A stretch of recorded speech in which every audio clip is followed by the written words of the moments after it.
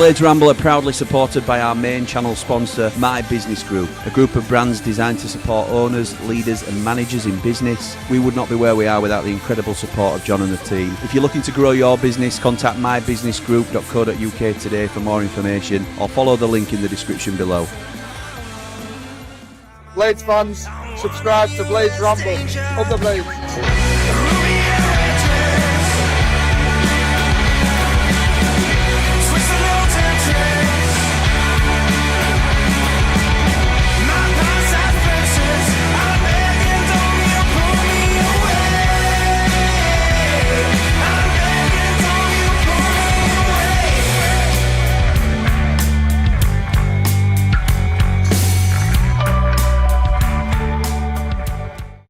What is happening, Blades? And welcome back to the Blades Ramble. I am, of course, Jimmy, and this is your York City versus Sheffield United reaction from last night. So I'm just going to quadruple check that we are. I'm pretty sure we are. Of course we're live. I won't mess that up, would I? So, yes, we're definitely live. I knew that anyway, because I can see some comments coming through. Thank you to everybody that sticks with this channel through thick and thin. Who needs a holiday? Hands up if you need a holiday. Good job, I've got one on Monday. That was completely human error. Normally I blame it on the system, but it was completely human error. I'd synced us up to the wrong stream. So you were watching an unlisted, or I was performing to an unlisted, so nobody can see it, 3 Mardy Blades stream.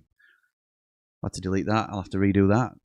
Hey ho, how are we all doing this morning? Are we feeling any better having seen United in action? 6-2, you can't complain at that.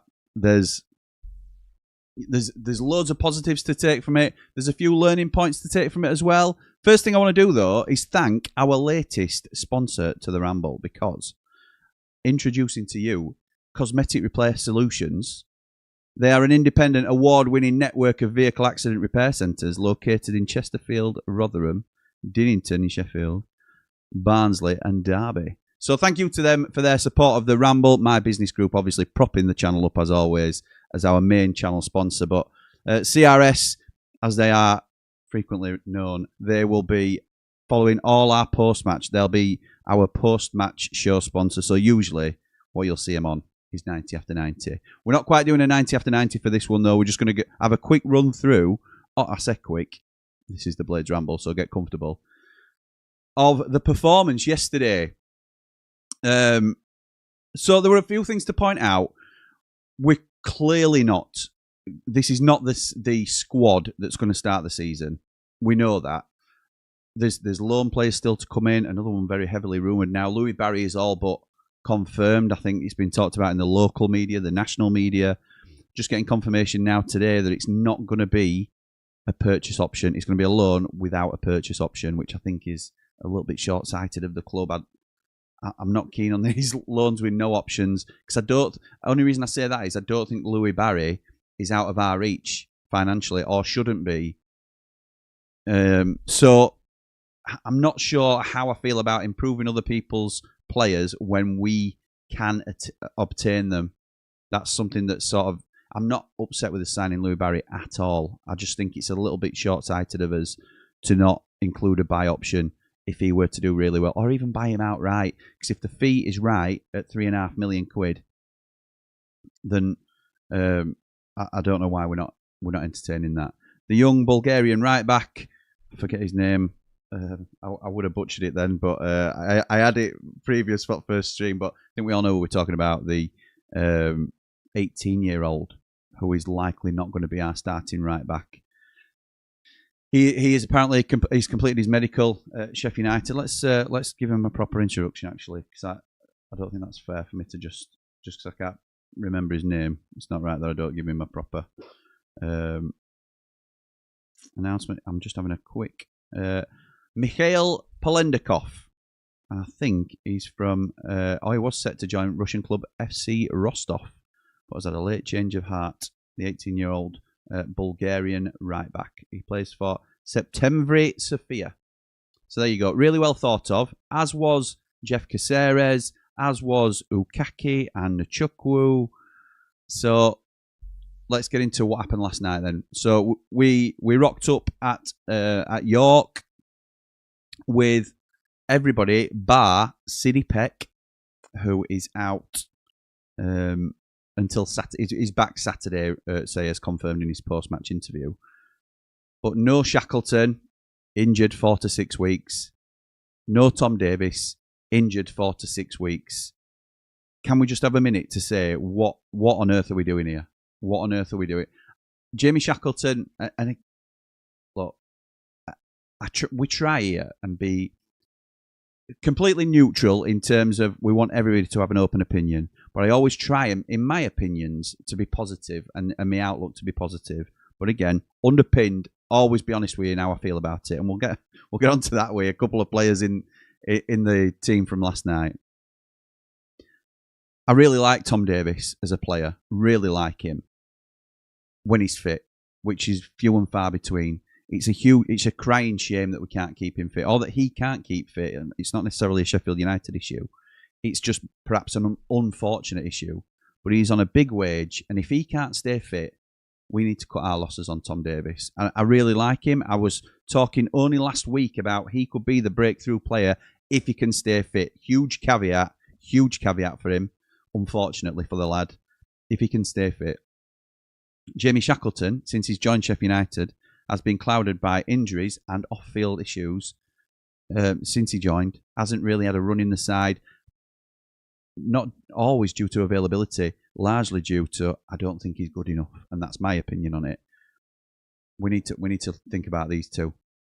4 to 6 weeks again. They're both missing the start of the season. I know Ollie Arblasters missing the start of the season, but that is a significant long-term injury that he's recovering from. So we can have a chat about Tom Davies and Jamie Shackleton. No sign of Chris Nchukwu. Don't know whether I am speculating here, but we were having a lot of delays in getting his work permit sorted out, weren't we? So maybe he's ineligible to play. So no Nchukwu. So last night we turned up. Michael Cooper in goal. First, two teams. Let me set the table. Two teams. A mix of ability, I would say, across the two teams. And I don't always understand why they do this.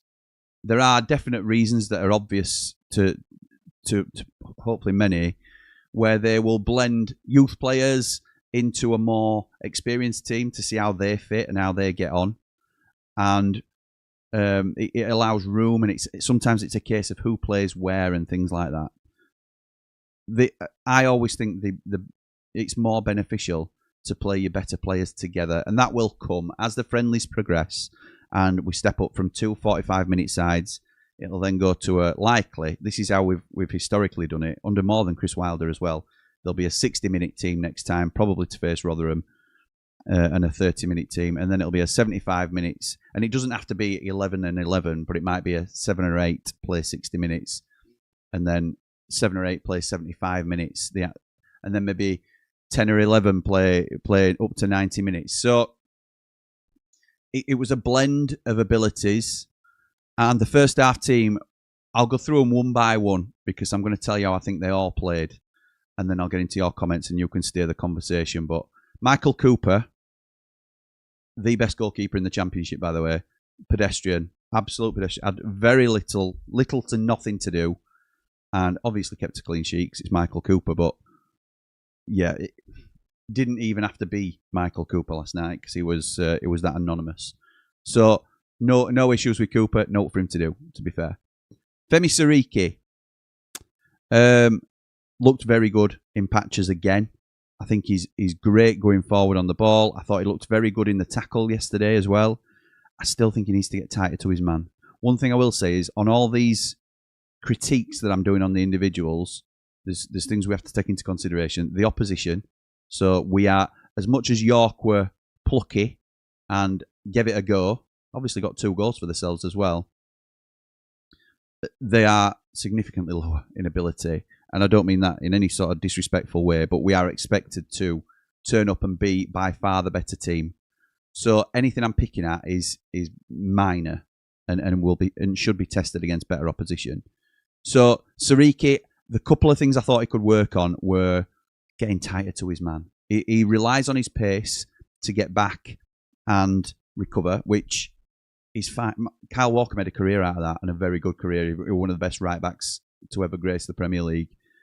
But I'd like him just to be a little bit tighter defensively, and we've talked about this before, so that's nothing new with Siriki. But I thought he did okay overall. Anel coasted, and I don't mean that in a lazy sort of way, but it were no challenge for him really. I don't think he made any rucks or anything like that from memory. I may have missed it if he did, but he just looked very tidy and organised. A neat little slide tackle down by fans where we were. Yeah, looked decent, Anel, to be fair, as you'd expect at this level. Not really a test for him, more just a run out to up his minutes. Jack Robinson, Anel obviously going on score sheet as well, with first one to get off. It were announced as Jack Robinson, but I'm nailed under it were Anel. I don't know if they've corrected that. Jack Robinson, how do you make a mistake against York? I mean, anybody can make a mistake in any game, but in possession, this man, I just wanted. He passed the ball out as if he were trying to pass to McCallum, and it went straight to the York man, and they played him through and played around him, and he were lucky that it went out of play. I don't think he'll be our starting centre half this season, and I'm not going to go in hard on him because I know people. I think it's a very small minority that think I'm absolutely hammering him because I've done all that, and I don't think I hammered him even before. I've just been honest on my opinion on him. But I think I think the majority of Blades fans now are on the same wavelength in terms of we need an improvement in that position, and hopefully Bindon is that improvement. Sam McCallum, I thought looked a little bit suspect as well.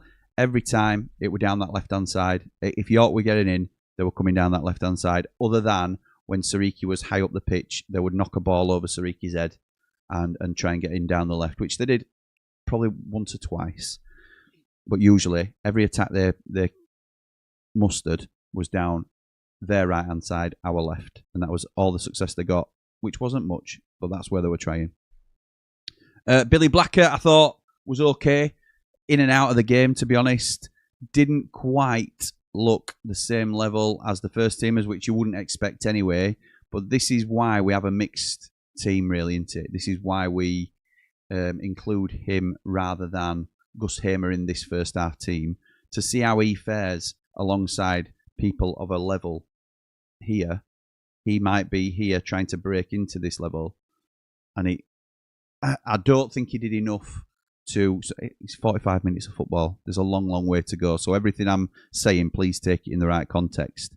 But I was sat next to Lee Edridge last night and Sonny Glasby of Glasby's Pallets, a sponsor of Behind the Ramble. I was introducing him to everybody as a one-stop shop for all your pallet needs last night, which made me laugh anyway. And Lee was saying he could do with an R-Blaster type loan. And what he meant by that, maybe for 6 months and see how he gets on. And we don't expect him to come back as at the level of Ollie Arblaster. That would be like ridiculous expectations. But just see how he gets on in a league lower, or maybe a League 2 team that he can go out and be one of the main men in their side, hopefully. Because he's really well thought of in the academy as Billy Blacker. He's been with us for a long time. And we seem to think as a club, and I believe it too, that there's a player in there. Speaking of there being a player in there, Louis Marsh. Louis Marsh played alongside him in centre midfield. So he was like the left centre midfielder, which is not his natural position. He's more of a 10. And I think Louis Marsh here was the first example of a few that were placeholders. And I think he was there to make up the numbers in so much as trying him in a different position, seeing how he got on, which I thought he did well. I didn't think he was a standout player throughout, but he certainly had moments where he looked really, really good. He had a free kick that was well saved, a really strong free kick that he took. He also got the first 2 assists of the game. So the corner kick, he took the corner that Anel scored from for the first goal, and then he laid the ball through to Andre Brooks, who scored the second goal. So Louis Marsh finishes the 45 minutes with a shot on target from a free kick, which was really good to get up and down, and the keeper made a really good save, and 2 assists from a position that he's not familiar with. So, spot on for Louis Marsh. Would like to see him, as Lee said this morning actually in the chat, would like to see him tested with a loan at a club higher than Fleetwood. And that's no disrespect to Fleetwood, but it's okay in being the main man at Fleetwood if he can't then step up a level into the Championship, maybe at a top League One club. Can he? It's not all about getting 46 games a season in. It's about, can he break into, because he's trying to break into the Sheffield United side, obviously. Can he break into a Barnsley? Can he break into a Bolton? Someone like that at the top end of League One to sort of force his way into the reckoning of Sheffield United, or even a bottom team, Championship team. Maybe that's a stretch too far. But there you go. We'll see. Callum O'Hare in the 10. What can you say about this boy? He is absolutely class. Absolutely. And for me, in this side, and it's a side that's got Tyrese Campbell in it and Michael Cooper, but the first 45 minutes, he was the standout player. And his work rate, his touch, if he, and again, something we were saying last night, if he had a yard of pace more than he does, because he ain't really got a lot of pace. Sometimes it looks like he's running in treacle, but and had the confidence to shoot more often, he won't be playing for Sheffield United, because his ability is huge, and I think he will thrive this season. He had a really good season for us last year. He got progressively better. I know we were slightly critical, or I was, at the beginning of the season, because I thought he was still finding his feet. Hadn't really adjusted to life at Sheffield United in the first 6 to 10 games probably, and he just got better and better as the season went on. And ironically, found himself out of the team towards the end of the year. And we can make reasons for it and whatever, but he will be a significant player for us, and looked really busy all the time. Really, really good from Callum O'Hare. Andre Brooks on the right-hand side. This is a really interesting one for me, because firstly, it lets us know that Sayers is potentially, and that's all it is, because we don't know for sure, but potentially still considering him as a right winger. Whereas it would have been easy, or probably easier, to put the right-footed Louis Marsh on the right wing while you've got him out of position anyway in centre midfield, and putting Andre Brooks back to his left-footed centre midfield role where he came through the youth ranks, just to see how he's in there. So for me, putting Andre Brooks on the right wing here, like he played last season, obviously, would indicates that is where Sayers sees him as well, as a right winger that cuts in onto his favoured left foot. Now, there's a couple of things with Andre Brooks. We've spoken about this before. He is undoubtedly a confidence player, and it took him a little while to warm up. I thought not loads, because obviously he's only had 45 minutes, but it took him 10 minutes or so to build up a little bit of, I am a lot better than the lad I'm up against here. I still don't think he took him on as much as he should have done. He still went backwards a couple of times, but there were also flashes where he looked really good.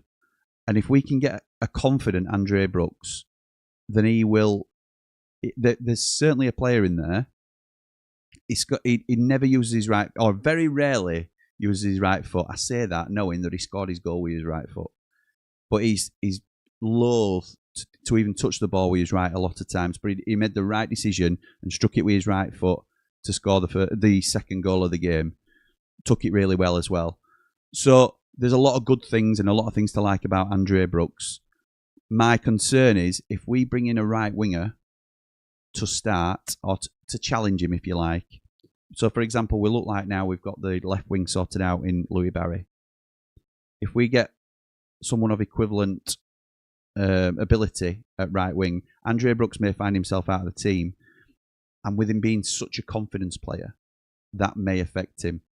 And it's a huge challenge for him as a young lad coming through. Can we get the consistency out of him? Does it push him to another level? We'll have to wait and see. But I thought it were a very good performance last night from Andre Brooks. He certainly did himself no harm in terms of staying in the first team mix. On the left-hand side, the second placeholder, and probably the biggest placeholder of them all in terms of headline where you're positioned, Tom Cannon was out on the left. This has been rumoured for a long time. Danny Hall reported it from when he was in Girona that Tom Cannon was playing on the left-hand side in like practice games. I'm not sure how I feel about this, and I'm labelling him a placeholder more out of hope than expectation. And I think the Louis Barry signing gives me more confidence that that's the case. So we have sacrificed what is a striker, a number 9 in Tom Cannon, to go out on the left. Tyrese Campbell starts up front, and we'll come to Tyrese Campbell in a minute. But initially I'm thinking that don't bode well for him, really, because he's either going to go on the left and then just a little bit Cameron Archer-esque. You know, when we put Cameron Archer out on the left-hand side, didn't really work, did it? I'm not sure Tom Cannon's a left forward. I thought he did, in terms of his performance, I thought he did okay. I wasn't, there were a couple of chances later on in the first half that Eki Outsal focused on. Yeah, you did. And sort of thought, oh no, he's still not up to scratch. But I thought he looked lively. He set up, I think it was Campbell for his goal. So I think he did a few bits that, and again, you've got to take the opposition into consideration. But I thought he did okay. I thought he did all right last night. He's not a left forward, and I think he is. I think Louis Barry comes into the side on the left wing, so then Tom Cannon goes back into consideration for the number 9. Hopefully, we've got one number 9. I don't think we'll bring as in like we've got one spot as striker. I don't think we'll bring another striker in, and if we do, it'll be supplemented by what we've already got. I'll be surprised if we do. Just looking at the way that Sayers set up last night. Kiefer Moore was and we'll come on to this in a minute, but Kiefer Moore was the second half striker. Now that makes me think, is it going to be is that the pecking order? Campbell first choice, Kiefer Moore second choice because he's got the number 9 role, and Cannon third choice. I don't think that's the way around it is. I think they've seen Cannon as the more mobile of the two that can do a job out on the left rather than Kiefer Moore. So Cannon got his 45 minutes in, so Kiefer Moore gets his as the number 9, and I think that's the way we've worked it. So I don't think it's a case of, well, Tyrese Campbell's the number 1 striker, Kiefer Moore's the number 2 striker because he played the number 9 the second half, and Tom Cannon's the third striker because he was pushed out on the left. I think it's more because Tom Cannon's a little bit more mobile than Kiefer Moore and can do a job probably more effectively out on the left than Kiefer could. So Cannon, I thought, did okay. Tyrese Campbell looked fit. And I don't mean yes. I mean looked strong, lean. He looked like he'd gained half a yard because of the, I don't even know if he's slimmed down a bit, but he certainly looked strong, quick. I have been not vocal, but just being honest with my concerns that we might not get the same level out of Tyrese Campbell that we did last season, because it's the most prolific he's ever been. And last night's performance, while just 45 minutes of football against York, again, context applied, I liked what I saw from Tyrese Campbell last night, and I was delighted to see it. So that was the first half team. We ended up 3-0 up and absolutely cruising, to be fair, which you'd expect. And that's not like, look at us, we are Super Sheffield United. We're against York City, who came and were plucky. And I thought the goalkeeper had a very good half as well. So fair play to them. Then it was a complete turnaround for us. They kept a lot of the same players on to start the second half. We changed completely. 11 changes. Adam Davis came in goal. Ended up conceding 2 goals. I think it's a little bit harsh. There was a free kick that York scored, and I think it's a little bit harsh to blame him for that. I don't think it was just a really well-placed free kick. I can't remember whether that were their first or second goal. Lee says to me straight away, I'd like to have seen Cooper in goal for that. I'm not sure whether Cooper could have done anything else, just because it was really well-placed. The other goal, I think, I don't think Davis, I think it's sort of shone through that we haven't got any depth below Michael Cooper. The one thing I will say is no Gerbich in the squad at all. And that to me says he is gone. I know that won't surprise many people, but I thought the fact that we were posting on social media that he's back and that, we're having another look at him. He might be injured. I don't think he is. I think he would have been, I know a lot of people can Gerbich, and rightly so, because he was terrible when he was in our side. But as a backup goalkeeper, there's half a chance that he might be all right and might be a level above Adam Davis. Certainly nowhere near the level of Michael Cooper. But as a backup, Gerbich might not have been a bad option. If that then bumps Adam Davis to number 3, because he's got a year left on a very good wage, by the way, as well. That at least allows us to send Luke Faxon out on loan, who is our current third goalkeeper and a really strong prospect as well. Really like the look of Luke Faxon. Really want him to get some minutes out on loan somewhere, because I have no doubt he could eventually be certainly our number 2 goalkeeper. But if we lose Michael Cooper, we want someone underneath there who is able to step up. So Adam Davis I wasn't overly impressed with last night, although at one stage RND fired back a back pass to him that he coped with very well, because he were put under significant pressure. But again, wasn't of the level for me. At right back, doing a job, another placeholder, was Dovi Sasnaukas. Now, Dovi is a young centre-half. I don't know how young he is, actually. I think Lee was saying he was 18, 19. And I haven't looked at him for enough time to know that I'm not quite sure how old he is now. Really like the look of him. Always like the look of him coming through the youth team. He is captained the under-18s, captained the under-21s, came into the under-21s as an under-18s player, so has gone up the levels quickly. He's predominantly a centre-half. He's known as a centre-back. He played last night, as a right-back. He also then moved into midfield later as one of the subs were made, which we'll come on to. So that, for me, says that there's a lot of trust in him there as a versatile player. But but he was clearly a placeholder that game, as was Louis Marsh, as was Tom Cannon. So it'll be interesting to see if we get to see any minutes of Dovi Sasnaukas as a centre-back, because I think there is definitely a player in there. Looks neat and tidy.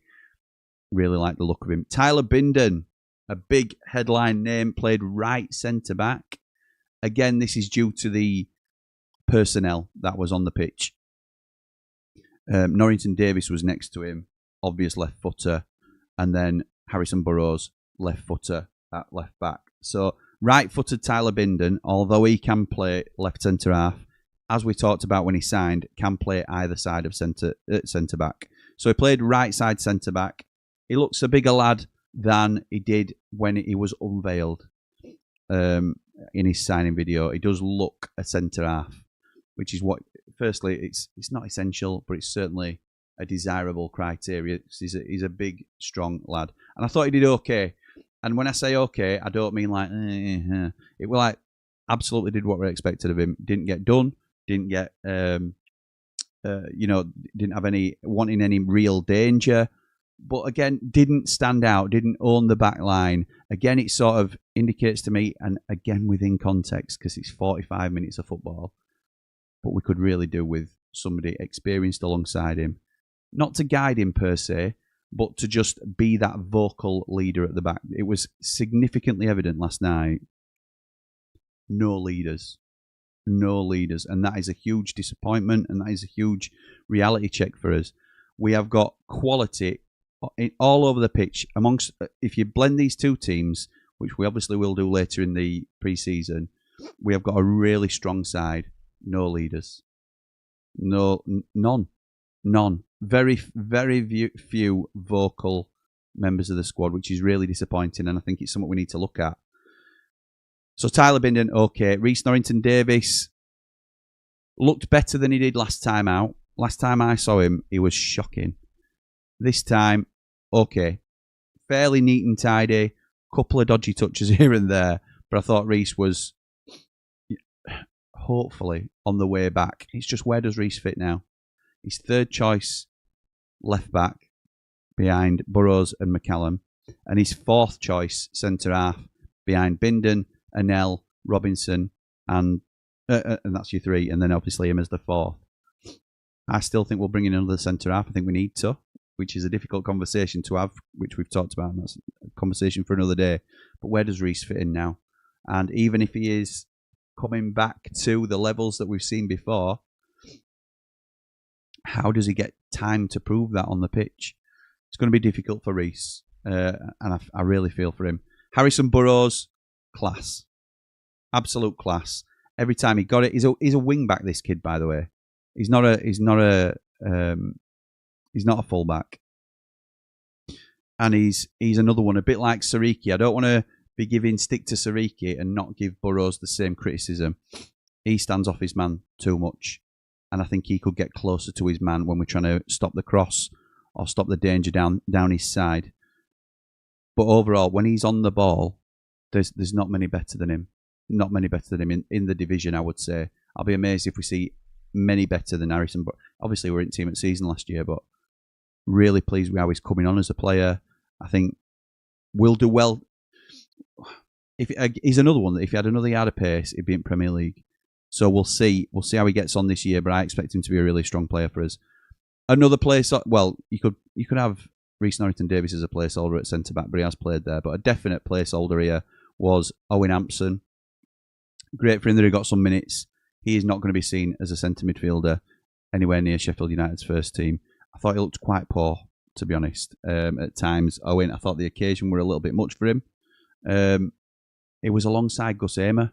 So, as much as that might sound like incredible because you've got a brilliant player, a maverick next to you, and we'll come on to him in a minute, he was all over the place. So you have to be disciplined in the middle to balance that out.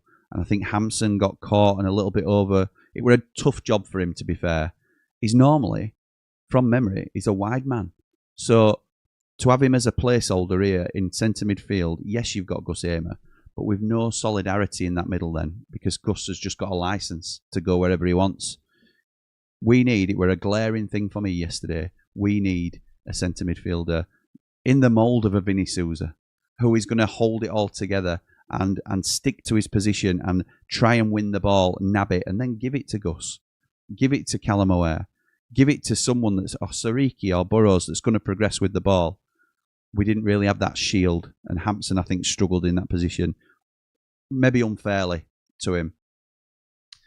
Obviously, next to him, we've talked about it already, Gus Hamer, the absolute star of the show, head and shoulders better than anybody on the pitch for either side. Obviously, he's going to be better than the York team, no offence to the Minster men, but he was our best player, standout player, looked leaner, not super lean, I'm not talking about, washboard, but looked leaner and was very mobile all over the pitch, controlling, dictating play. You'd sometimes see him down at left-back spot.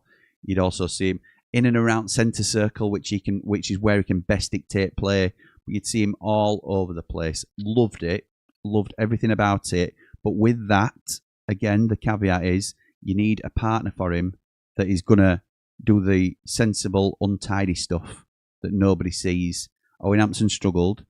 You have to think, can Sidney Peck do that job?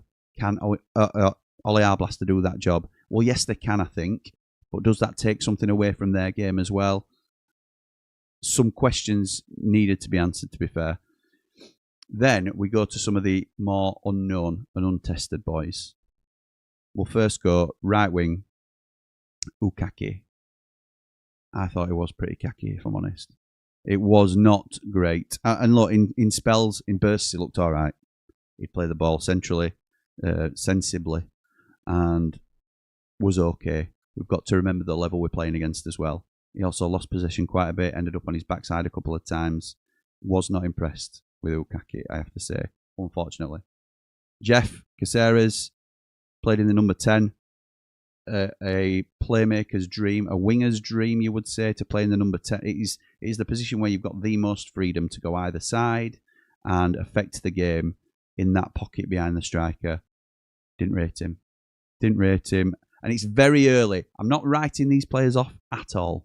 But it does give me an indication, which we suspected, that these players are not ready. They're not ready for the first team. And it's a concern of mine going forward. I'm not saying they can't get better quickly. I thought Jeff looked okay, a bit like Ukaki. A bit like that. He looked okay in patches, but no real impact on the game. No real impact. And if you'd have told me that were his level, you might have believed it. One on the left-hand side, Ryan One, who is our 6'10", 7'4", wider than a truck, number 9, was doing a job out on the left, which Lee tells me he does a job out on the left for Scotland when he plays internationally. I didn't know that, to be fair, as like a left forward. Thought he scored 2 goals. I thought it looked really good. I thought it looked really, really good. And if you saw a highlight package of his best moments in that game, he's added a couple of £1 million already to his price tag, if not £5 million. If we are anticipating a bid from Liverpool, we are laughing here because of that performance. Because he bullied his marker, he bulldozed his way through basically. A couple of step overs, decent finish, no danger. This boy has got something special. However, I think I'm fitter than him. I think he was blowing after the first 5 minutes, and he does not look fit at all. Hands on hips, hands on knees, sucking air. Really concerning in that regard. So it was just 45 minutes of football, and after the first 10, he was blowing. So I don't know whether he's had a really good off-season. I don't know whether we can't take the mickey out of it too much because we don't know whether there's like an underlying... I'm sure the team will be aware of this. If there's like an underlying medical concern, you know, like he's asthmatic or something like that. I don't know what the situation was, but he looked, and this is just on appearance to the naked eye, like he was really struggling for fitness. So there is definitely a real player in there. He's a proper prospect, He's undoubtedly going to go on to be, or he's got the potential. He could go one of two ways. He could go on to be a real player in the game, or he could just drop off completely and never reach his potential because he's not quite in the headspace that he needs to be in. But I liked what I saw from him in terms of ability. He needs a loan. He needs 40 games in League One, and we'll see, or even half a season in League One and see where he is. He can play in our side because of his ability. He cannot last in our side because of his fitness and stamina at the moment. And Kiefer Moore, who was the number 9 for the second half, I thought did well. Scored himself. I thought he was his usual self, held the ball up well. Decent performance from Kiefer. Nothing spectacular. A bit like Anel, sort of went through the motions rather than didn't struggle at all. Knew he had the beating of his man. Didn't dominate, but did okay. Sam Curtis came onto the pitch for Owen Hampson, who again had been struggling in that position. I think that was recognised by Sayers. Again, something that is interesting to note is picking stuff up mid-game. I thought Hampson was struggling, and he brought on Sam Curtis, who is a right back, and moved Dovis Asnaukas, the by-trade central defender, into centre midfield to try and win the ball in centre midfield. And it sort of worked. And then, obviously, Sam Curtis moves to right back and did okay. Very little time for him to make an impact, to be honest. Looked all right, neat and tidy enough. So that is a huge breakdown. I didn't mean to get into so much detail, but there were a lot to talk about there, to be honest, in terms of how our team did yesterday. And now I'm going to get into as many comments as I can from you guys about how we got on. So where can I start? Who starts us off this morning? And no doubt it'll all be taking the mickey out of me because we originally wanted to go on for 11 o'clock and we didn't quite make it for 11 o'clock. So let me make this a bit bigger so I'm not missing anybody's comments. Here we go. Oh, here we go. So, should we try this again, Jim Bob? Says Toddy. Yes, we will, mate. We'll try it again. Rumours Hamer is our third choice, so biding our time, says Lofts. Oh, well, if he's your third choice, you won't need him then, will you? You won't fancy him. I'm not commenting again. Oh, wait, it says David. Statman Jack says, great game. Some players were more noticeable than others, but we have more friendlies to come with chances for others to impress. Great pressing, faster pace. Yeah, that is fair. There was a very good press, a high press, which is easier to do when you're playing 45 minutes of football. The interesting thing will be, how do we do it over 90 minutes when we've got our first team out? How long can the press and the stamina last over 90 minutes, which will obviously build up as the games go on. Ray says we're live at 11:30 now. We certainly are, pal. It may only be York, but great to see us scoring 6 in one game. Look forward to Rotherham now. Absolutely right, mate. Up the Blades, up the Ruben Sellers, up the Ramble. Jared says, morning, mate. Think I can see from the game yesterday we're crying out for wingers. Yes, agreed. Yet we're only being linked with a loan for Barry, who's unproven in the league. Doesn't seem to be a buy option either. No buy option. I'm not concerned about him being unproven in the league. Tyler Binden's not proven in the league, and I still think he's a good signing. A standout in League One, as is Louis Barry. I think it's right that it's just like buying a Harrison Burrows into it. That was a punt because we didn't know how he'd adapt to the Championship, and he did really well. So League One, standout at League One doesn't concern me coming into a top Championship team. It's a worthwhile gamble. The thing I'm upset about is the no buy option. Or a no buy straight up. I don't know why we're not doing that, to be honest, Jared.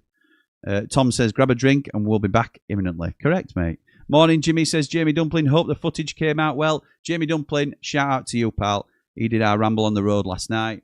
First one back of the new, well, it's pre-season Ramble on the Road, isn't it? It's just sort of to grease the wheels and get us back into it. But you sent me nearly an hour and a half's worth of footage, so that'll be me editing all day. Thank you, pal. Appreciate that. But yeah, from what I've seen so far, I'm 10 minutes into the edit. You've done a cracking job, mate. So well done. Oh, sorry. Let's get to your comment as well. Driving home was fun yesterday. Missing a headlight, illegal. But we're alive. Good to know. Safe to say, it's a good start for Sayers, and the AI guys look decent. See that again? You're entitled to that opinion, pal. I'm not of that opinion, to be honest. I didn't think they looked great.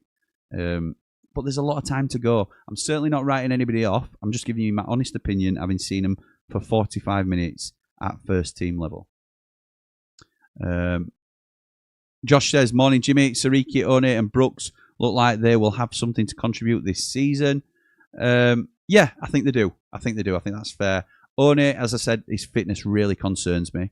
But he was probably the standout in terms of meeting the level in terms of ability that we weren't expecting.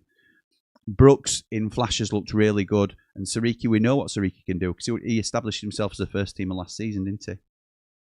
So there you go. Sorry, I'm just getting a few messages through at the same time. Josh says, also we have to question what Wilder was doing, putting Gus out wide. Looks so good in the middle. Yeah. I'm a huge Wilder fan, but I love Gus Amer in the middle, and I think a lot of us have been crying out for it for a long time. Yeah, it's a fair question to ask. Brett says, I like how you're mirroring last night's game. 2 separate halves. You know it, mate. You know it. Cal and Hamer looked good. We need to be playing them together. Our Gerrard and Lampard problem in a way. Yeah, I don't think it is a Gerrard Lampard problem. I think Gus Hamer could undoubtedly do a job as a number 10. And I've been saying for some time that I would like to see him in that 10. The problem with that is the Callum O'Hare problem. And it's not a problem. It's because Callum O'Hare is such a good player in the 10. But you put a player in the number 10 because you like him to have free reign. That's the position that you don't really have any positional responsibility other than your anticipation. So Callum O'Hare is that number 10. Gus Hamer is given the number 8 role just behind, which works, but he is also given a bit of a free role. So does it need... I am really looking forward to them two playing together with them both in that position, but does it need a bit more discipline for one or both of them to sort of make sure you're protecting that midfield area? So, like, is it a case of when Gus releases Cal, Gus holds back? Or is it a case of if Cal plays Gus in, Cal drops back in? Because otherwise you're leaving Sidney Peck, Ollie Arblaster, Tom Davis, whoever it is, on their own if a potential counter comes. But yeah, I'm really excited about seeing them two together. How can you not be? Alessandro says, morning, Jim. The kit looked much better in action than the promotional material. Completely agree with that. Completely agree. I'm glad I didn't go in on the kit because I wasn't a fan seeing it on the pictures. But in person, it looks really nice. The performance for the most was okay. Looked good going forward. Focus needs to be on centre-back depth and plug in the Sousa gap. Well said, mate. I completely agree. Jack says we played well. Some nice first-time passes and didn't do the tippy-tappy walking the ball in the net. Balls were actually going into the box and we were shooting. The press was good. It's nice to see positive Jack back. I think on the show yesterday, you three underestimated how many players we need, and we lost 6 loans last year and lost Sousa. The current squad will concede too many goals, in my opinion. We looked good, though. I think, to be fair, Bean, I don't think we need many more than the 5 loan slots that we'll use, and that's what we were saying. So, yes, we had 6 loans, but we could only play 5 of them anyway. So we lost 5 players in terms of loan players, and we've lost Vinny Souza. So I think we need another centre midfielder now. I think that's been sort of hammered home, really. It's difficult because we've, alongside Gus in that centre midfield, we've got Ollie Arblaster, Sidney Peck, and Tom Davis. So how are we saying that we need another centre midfielder? But in all honesty, I think we need somebody that can shield the back 4. Now, Blaster, in any of those 3, can probably do that job, but are you taking away other elements of the game? I'm not sure. So I think the focus needs to be on wingers, a right back, and another centre half, personally. I don't think we need a striker. Joe says, morning, Jim. That stacked midfield looking slim now after selling Vinny and Peck. After selling Vinny and Peck, Shackleton, Davis, and Arblaster all out injured. I think it's time to say goodbye to Davis and Shacks. Up the Blades, up the Ramble. It'd be a shame, wouldn't it? But I'm not against that.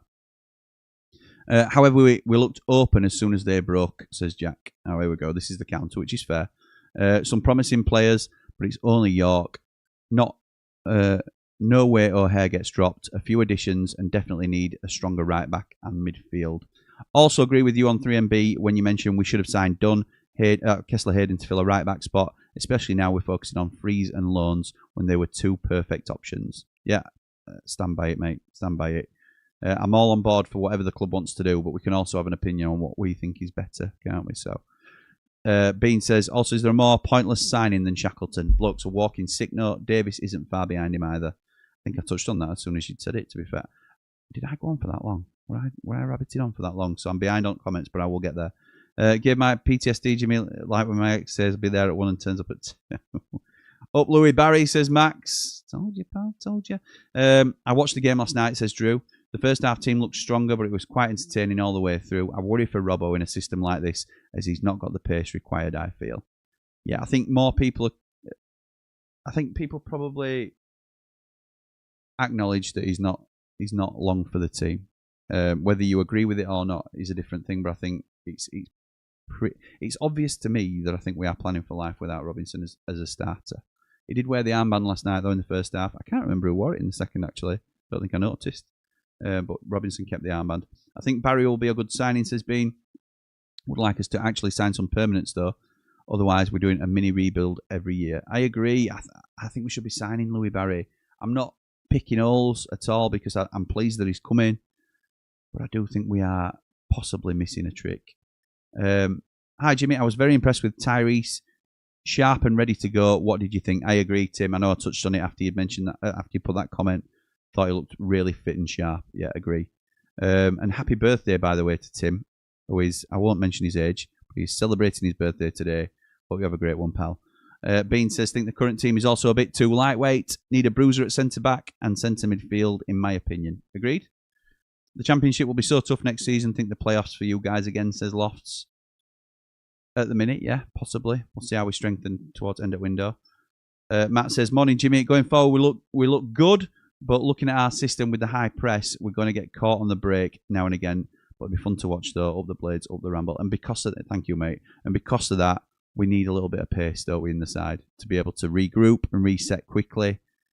Sariki is obviously that. That's fine. But I think he gets caught too high up the pitch for even him to get back. I think it's a really good point made earlier about Jack Robinson not having the pace potentially to cope with that if we are holding a high line with the high press.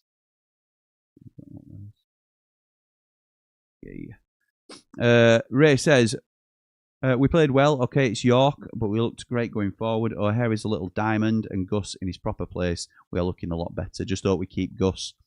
Up the Blades, up all the Rambles, like and subscribe. Yes. Gutted about Tom Davis being injured again, says Matt. Is it time to get rid now and take him off our wage bill? Potentially.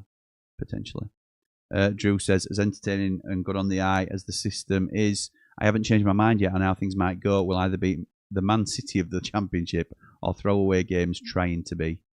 I think that's quite an astute way of looking at it, to be honest. Matt says, any youngsters caught your eye, Jimmy? I think the AI signings are not ready yet for the first team. Ryan One is a damn good future ahead of him. His potential is so high.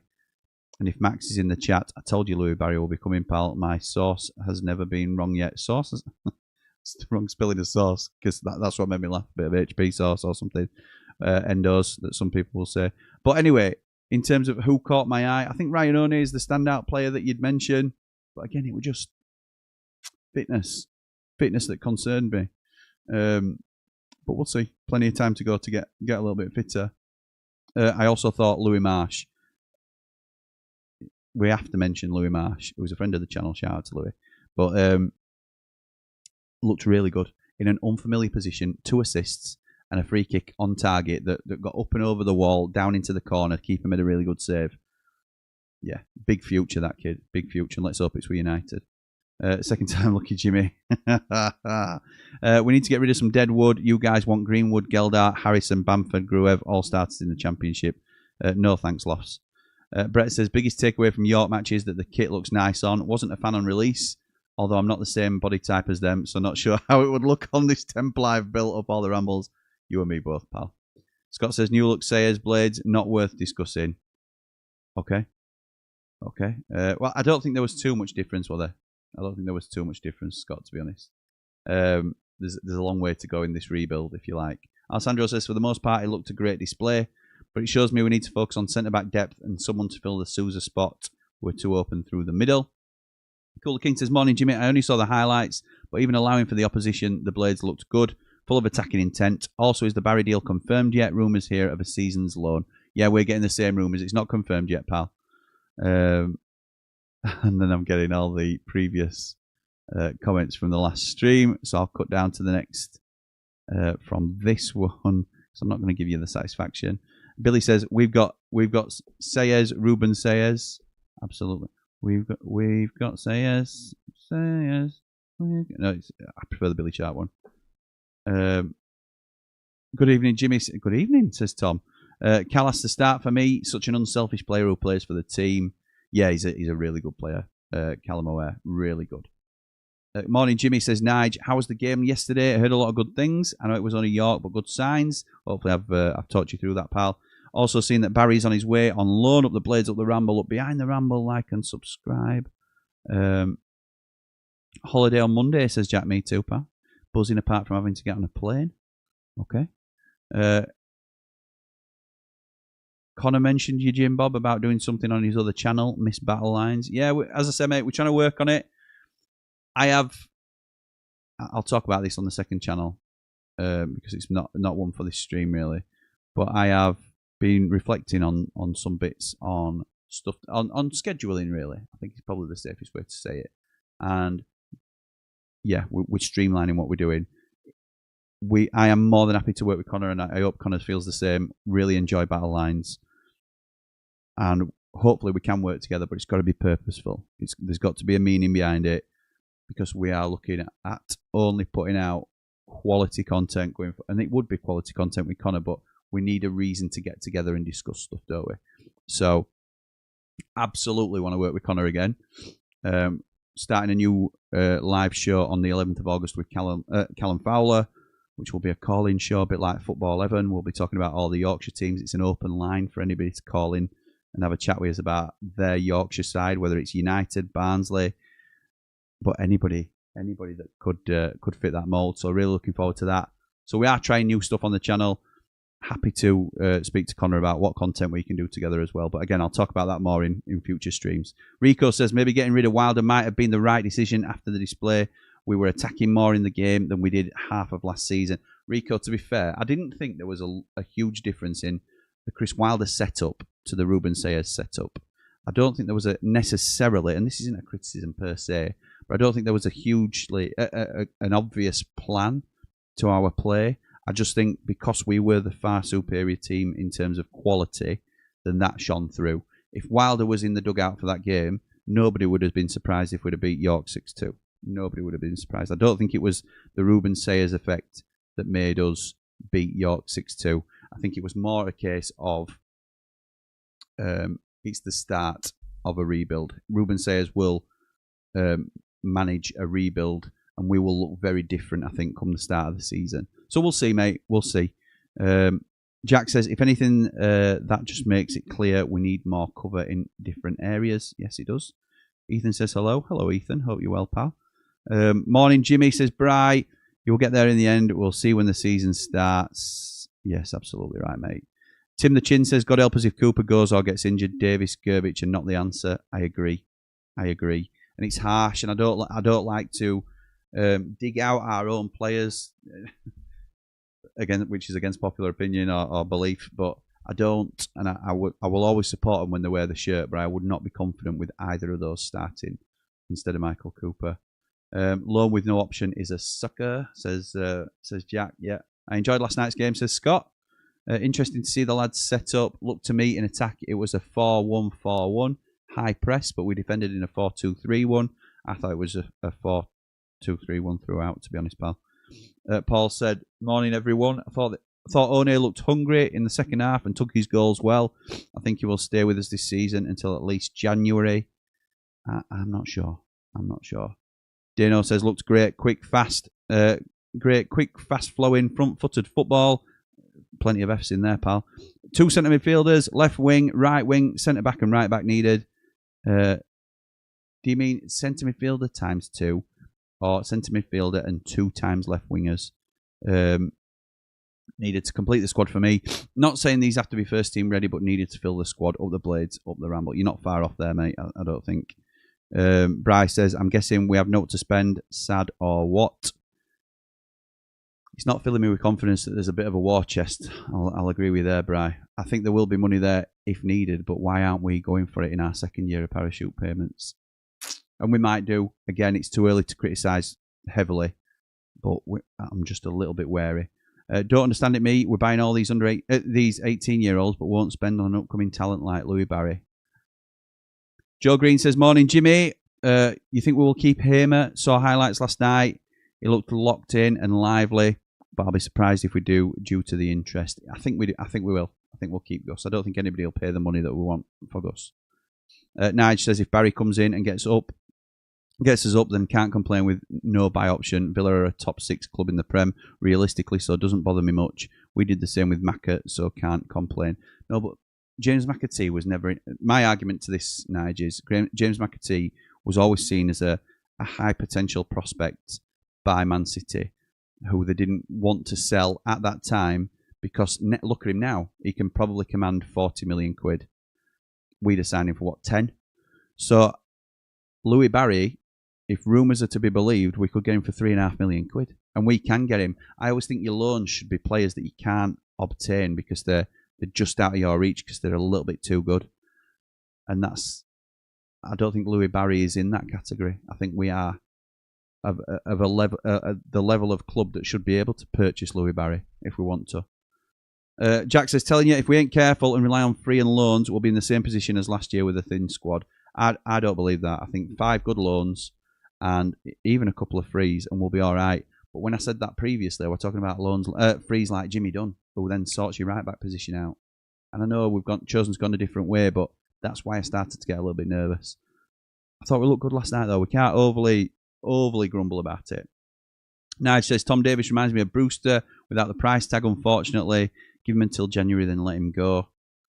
Is he in his last year, Tom Davis? I'm going to have a look at that. I think he is. That midfield isn't as solid as we thought. We've got a really good midfield. It's just the availability at the moment. If Peck had been fit, and he is going to be for Saturday, the Nobdy's batting an eyelid because he probably has no offence to Owen Hampson, who's not a natural centre midfielder, by the way. He probably has a much better game than Owen Hampson, holds the fort down a lot better, and they might not even get 1, maybe 2 goals. I'm not saying it's Owen Hampson's fault either, but we'd have been a much stronger side with City Peck in it. So, we don't know, do we? And I still think it's a really strong centre midfield. It's just a case of, do we need a certain profile of centre midfielder now that Gus is going to have the licence to roam? That's my question. Sorry, Jimmy, but players who are injured, we have to get rid of them all. Can't afford carrying players. You're selling Blaster then, Bri? I think that's a huge statement from Bri. Wants to sell Ollie Arblaster, actively looking to sell the captain of the club. Big statement from you, Bri. No, all joking aside, I think the players who are consistently injured, I think we have to draw a line. And it's unfortunate because I really like Tom Davis as a player. Crosses and set pieces still a big weakness. Do you think, Hyder? I thought we looked dangerous from corners. And then Louis Marsh had a really good free kick saved. It were him and Andre Brooks stood up at ball. Nobody knew we were going to take it. I thought we looked a little bit more. We scored from a corner, obviously. We need height in defence and midfield. Loved the kit, and the youngsters didn't do themselves any harm. Ryan Oney could be special. Looking forward to more. Paul says, you don't seem very super positive, Jack, this morning. It's just facts, says Jack. Well, it's your opinion. It's not facts, it's your opinion, which you're more than entitled to. Didn't Wilder's Blades struggle against York last year, only winning 2-1? Eyes. Can't remember, mate, to be fair. Can't remember. But we didn't have the same calibre of player in that side that we do in this, did we? A team that Wilder's put together, by the way. So we'd only brought in Sam. If it was this exact time last year, then we'd have only brought in Shackleton and McCallum, and O'Hare and Moore would have signed on the day. So, yeah, we wouldn't have had O'Hare, wouldn't have had Cooper. So, yeah, maybe, but you've got to take all the context into consideration. Why would I positively say that midfield isn't as strong? I don't know what you mean. But, do you mean how? How would I positively say? By the way, how good was their keeper? Says Matt. I thought it looked great in parts. Obviously, he picked the ball out of his net 6 times. Well, he didn't, to be fair, because they changed the keeper after about 60 minutes. But he certainly made some really good saves, that first keeper. Rev says, for me, we're still in need of a few first-team starters. I'm still holding on to the hope of us upskilling with these signings. But everyone we are linked to just isn't that, in my opinion. Up the Blades, up the Ramble. Listening to Sayers post-match, he mentioned needing a right centre-back. Does that mean Anel's going? Did he say he needs a right centre-back? I'll have to listen to that again. I didn't hear him say that. They struggled against all of them, I believe, meaning Wilder's sides in pre-season. Their keeper and the woodwork prevented us scoring 10 or 11 goals, says Drew. Yeah, that's fair. That's fair. I think we were significantly the dominant side, weren't we? I just think we did get caught a couple of times. Obviously, I don't just mean for the goals, but we got caught a couple of times on the break, didn't we, which we need to be wary of. And that's why you play pre-season friendlies. This isn't a super critical analysis, if you like. It's just what we thought of the first game under Ruben Sayers. Not keen on Cannon playing on the left wing and Robinson captain, please God, no. I think he's a placeholder, like I say, on the left, Matt, so we'll see. I just think there's been more work to be done than we actually think. Tim says, we need a new backup keeper. Garbage and Davis are not the answer. Alessandro says, I still think it's 2 centre-backs, a right-back, 2 centre midfielders, mostly defensive-minded, and 2 wingers. 2 centre midfielders. Sorensen, for me, is a centre midfielder to plug the Sousa gap. Okay. Cooler King says, I'm a bit annoyed at Villa's treatment of Barry. He won't make the first team, so should be sold for his own good. Villa are just looking for him to do well on loan to bump his price up a bit. And you could achieve the same thing, really, by putting a sell-on, couldn't you? Like the rumoured 50% sell-on would achieve the same goal, essentially. Only difference is, if he does really well for us and we get promoted, it might be 10 million quid instead of 3.5. So, yeah, it's probably a little bit of just self-interest, and it's a business, isn't it? James says, morning Jimmy, I've been off the radar for a while, still can't understand why we are headed for what's happening to our beautiful Blades up the Ramble, and hopefully up the Blades. We'll be alright, pal, don't you worry. The free kick they scored was decent, says Jack. Yeah, I agree. Jack says, as soon as we press high and Femi moves up, they'll just play a long ball over the top, which they did a little bit. Adam Davis looked shocking, says Zonny. Their second goal, Cooper comes out and claims it. Yeah, possibly. If I remember correctly, Marsh was solid last year in pre-season. Owners need to stop being tight and bring players in to get our young'uns out on loan. So if he was solid last year, why would we send him out on loan? Why aren't you an advocate of playing Louis Marsh in the first team then? We don't know they're being tight, do we? Marsh needs a loan to Rotherham or something, says Sonny. Not gonna lie, York's keeper's better than Gerbich. Thought the same. We were singing sign him up, I think, at one stage. Joe says, watch the whole game. Key takeaways were a higher tempo game all round. Right side of Sariki and Brooks, very exciting. O'Neill was very impressive, but not sure about the AI lads. Fair? Ethan says, it was nice seeing some of the AI signings play as well. It was nice to see them play. I'm not sure about how they performed, Ethan, in my opinion. I think we need 4 more top quality signings after Barry. Another winger, a right back, centre back, and midfield. Quality over quantity. I agree with that. Alessandro says, Gerard Yepes is someone I'd go after for CDM next to Sorensen. You like a bit of football manager, don't you, pal? He was fantastic for Sampdoria and is available for free after his contract expired and given their financial issues. I am only playing, by the way. I don't know where you know the information from. I've never heard of him, to be honest. But if he's been fantastic for Sampdoria, I'm not sure we'll be in for him. We desperately need 2 wingers who are fast, skillful, and will run and back defenders up. Yeah, we do. Marsh was also impressive yesterday in the first half, says Joe. Yes, he was. Didn't see the full game last night, but seen enough of Reece Norrington, Davis and Davis to say they can't get near the first team. R&D looked awful, says Jack. He's the first touch of a donkey, says Benjamin Baboon. And that's offensive to donkeys, says G. Kamara. David says the AI signings won't be good enough. I agree. I'd like to give them the opportunity, and I'll certainly not write them off at this stage. They're only young lads, aren't they? But I don't hold out any hope that they are the answer. Jack says, I think we're focusing on these signings, on signing these future players rather than players for the team. Jack Groves says, I remember what McAtee was like at first. You never know how these lads could develop in a short time. That's true. He got hooked famously at Luton, didn't he, for a really poor performance and kicked on from there. We'll see. Not everybody has that mindset. Lee says, the missing ball winner, anchor in midfield is spot on, Jim. Wouter Berger, you spoke about earlier on 10-minute transfers, would do well there. Or maybe any one of the 4 raised by Paul Mountain and myself on View from the Mountain. If you haven't seen that View from the Mountain, and you are... thank you, Lee, by the way, for your point, because I completely agree, as usual. The View from the Mountain, where it's a United levelling up. I think it's just Man Mountain on the thumbnail. But him and Lee go through the transfer strategy, and I would heavily recommend anybody goes and sees that if you're a little bit nervy about what we're doing currently.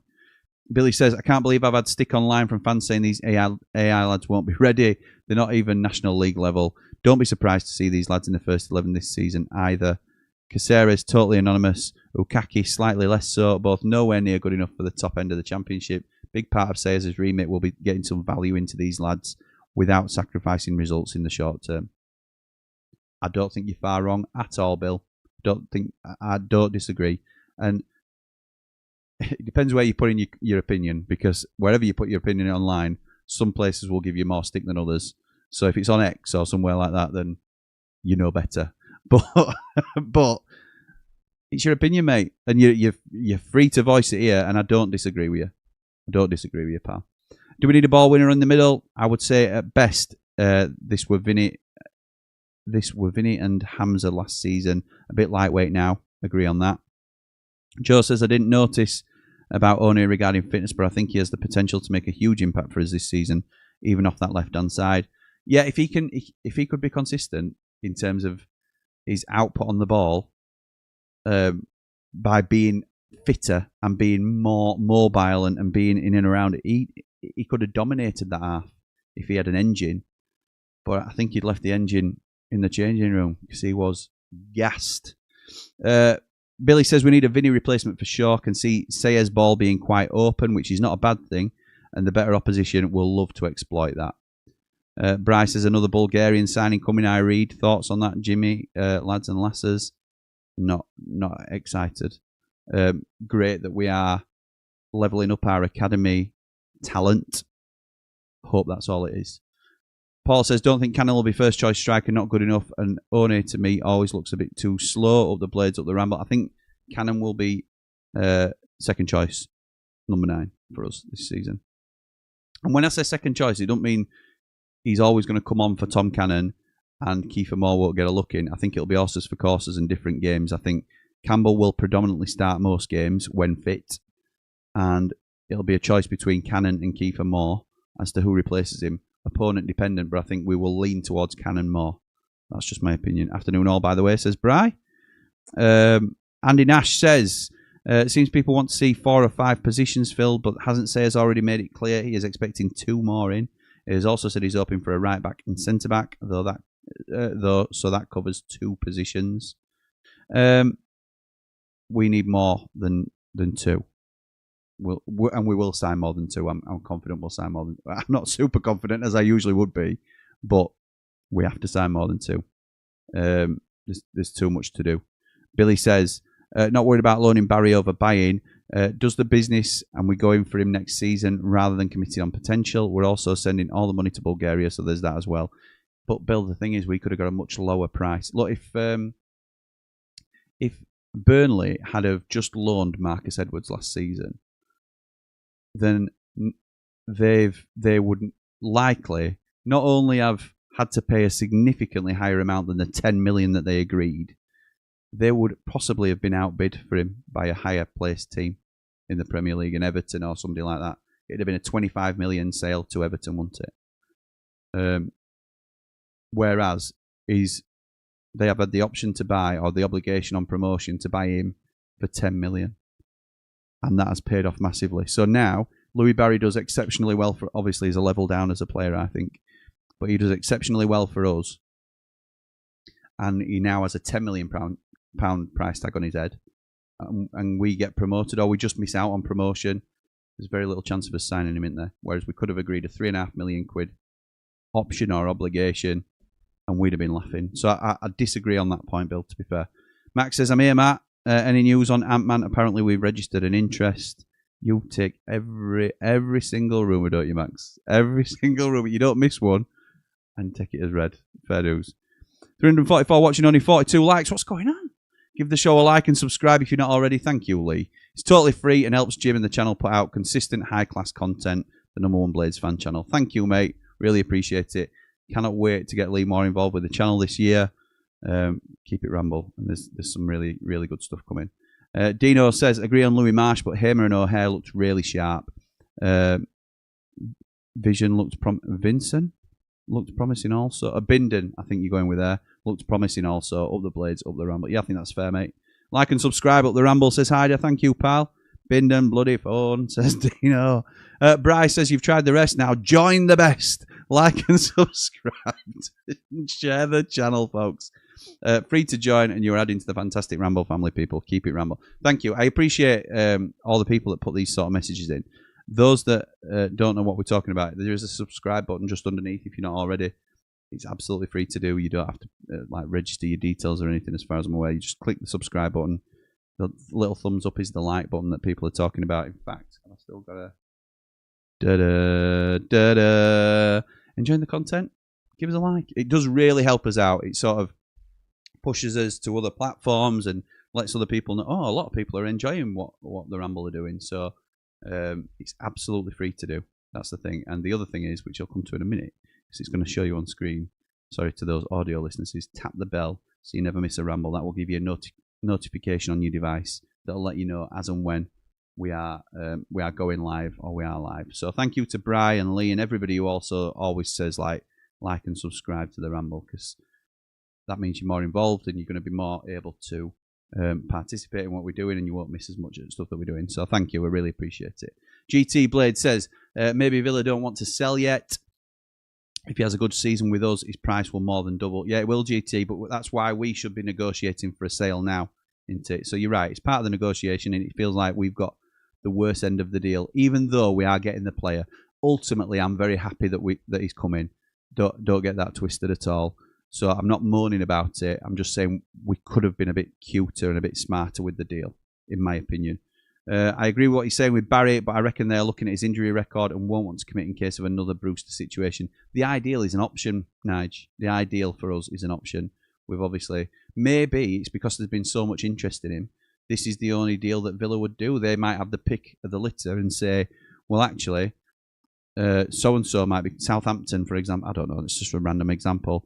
Southampton, they will agree to just a straight loan. So why should we loan him to you with an option of you buying him at 3.5?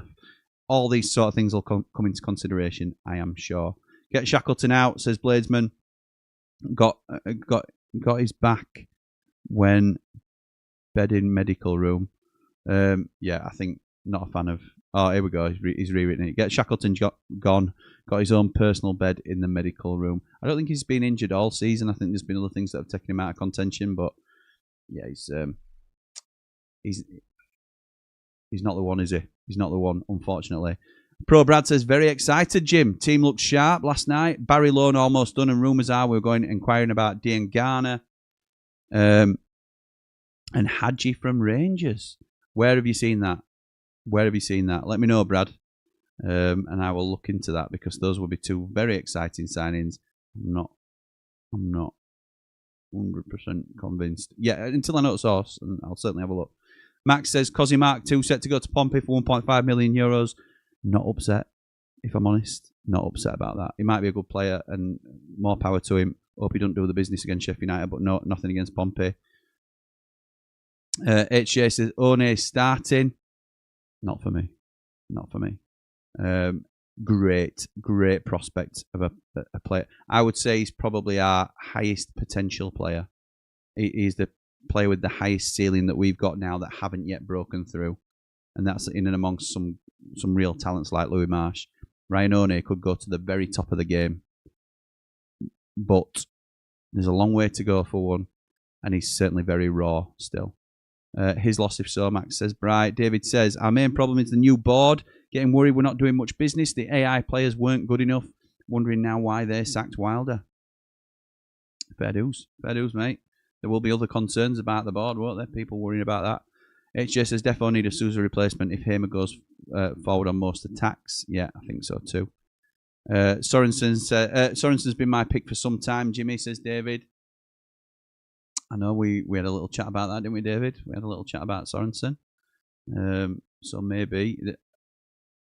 I haven't seen anything yet that sort of cements that for me. HJ says, I also thought Ukaki was decent, but not first team ready. I thought it was lively. I don't think he was particularly decent. I thought he was putting himself about a lot, but left a lot to be desired, to be honest. Chris says, hello, Jimmy. Is Barry a loan to buy? No, he isn't. Went to York last night. AI guys need loans to get them used to the pace of this division. 4 quality players needed up the Ramble. Chris thinks we've still got a lot of work to do. I'd agree, to be honest. Paul says, everything is cheap in Bulgaria. Even the beer, it seems footballers are too. David says, we miss you over on One Leeds, Jim Bob.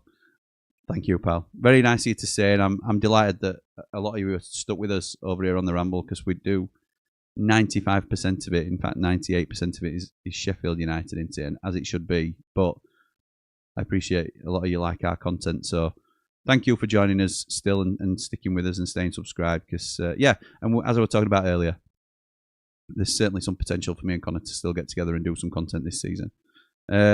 Bryce says, you know where to find him, David? Right here on the Ramble.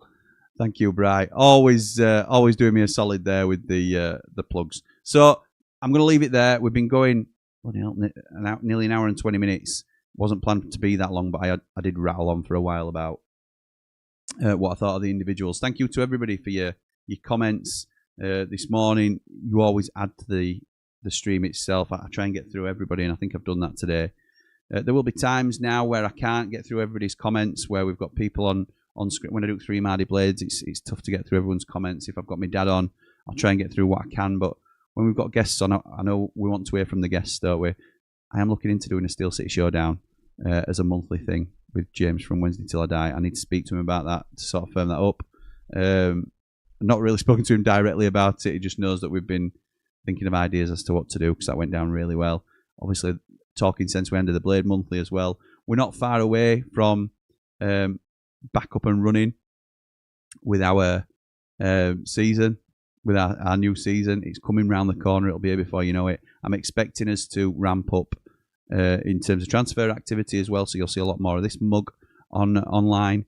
Thank you to everybody for your continued support of the Ramble. It's very much appreciated. But for now, come on, you red and white wizards! Up the blades!